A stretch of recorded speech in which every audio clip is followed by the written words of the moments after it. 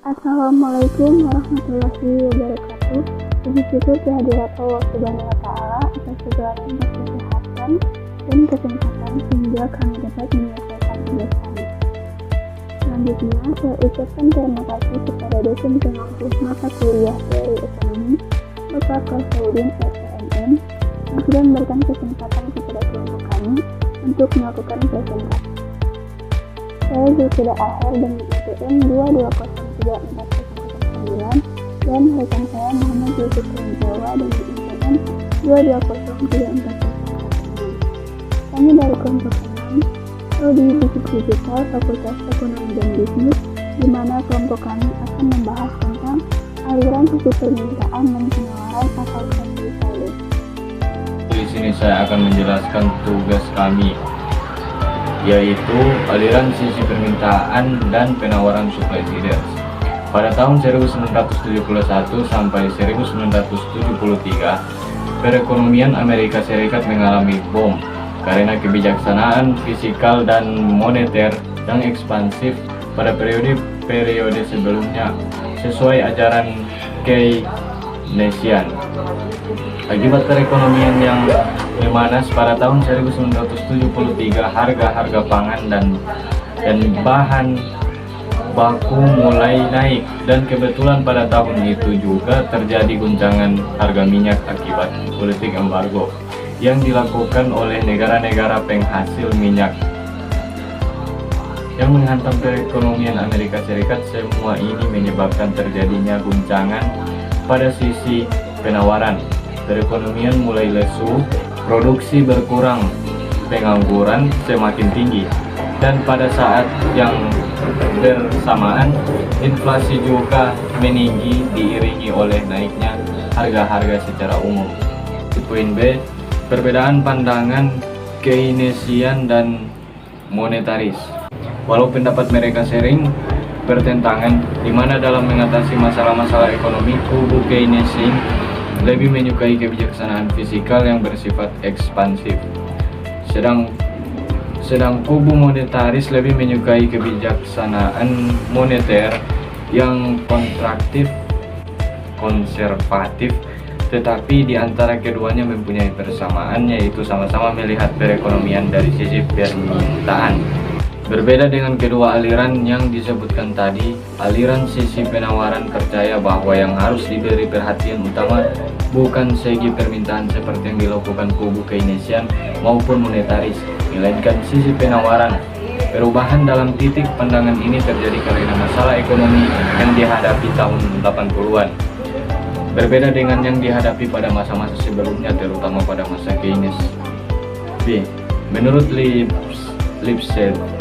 Lipsetti dan Steiner 1981, ajaran yang dikembangkan oleh pemikir-pemikir aliran sisi penawaran ini pesisi sarna dengan yang dianjurkan oleh Adam Smith dengan teori klasiknya, hanya dalam versi yang lebih modern.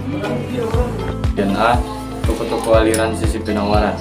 Menurut Harold Alcure dan Thomas Willett 1983, aliran sisi penawaran dapat dibedakan atas dua kelompok, yaitu kelompok utama dan kelompok radikal. Kelompok aliran utama diwakili oleh Martin Feldstein dari Harvard University dan Michael Boskin dari Stanford University.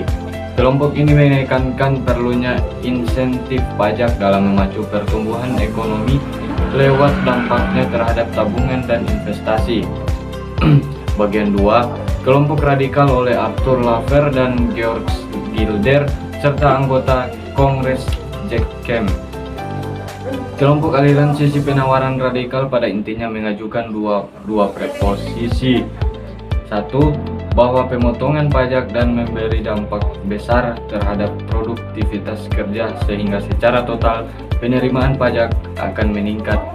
2. Bahwa program pemotongan pajak dan memberi dampak positif dalam meningkatkan laju pertumbuhan output dan mengurangi inflasi.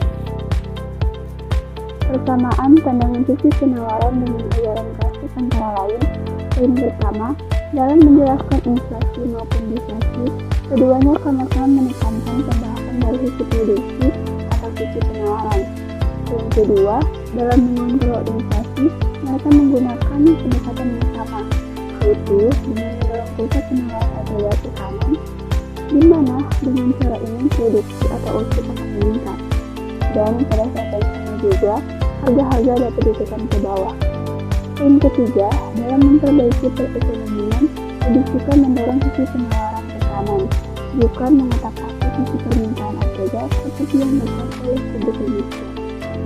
Bagian C, program penurunan pajak dan anggaran berimbang.